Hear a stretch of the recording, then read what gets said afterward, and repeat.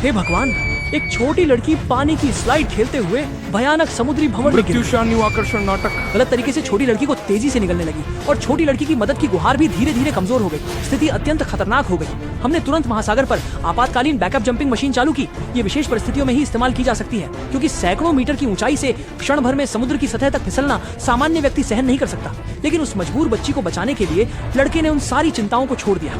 जलद प्रवाह कभी भी छोटी लड़की को दम घोंट सकता है। अचानक लॉन्चर के व्यवस्थापक ने मुझसे पूछा कि क्या मेरी कोई अंतिम इच्छा है। इससे मुझे ऐसा लगा जैसे वापसी का कोई रास्ता नहीं है। मेरी आखिरी इच्छा सिर्फ और सुंदरियों की तस्वीरें देखना था, वरना शायद फिर मौका नहीं मिले। मैं बहुत घबराया हुआ था। अचानक मैं सैकड़ों मीटर की ऊंचाई से नीचे गिर गया। गति वास्तव में अद्भुत थी।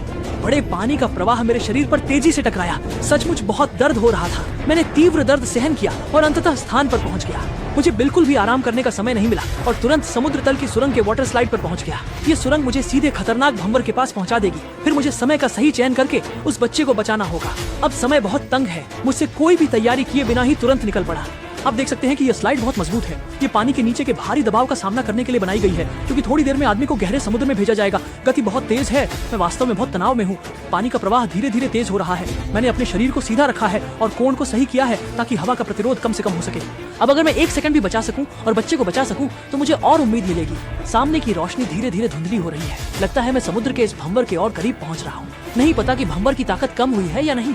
उस छोटी लड़की की शायद बेहोशी हो गई है। मैं अंधेरे में तेजी से नीचे गिर रहा था। नहीं पता कितना समय बीत चुका है।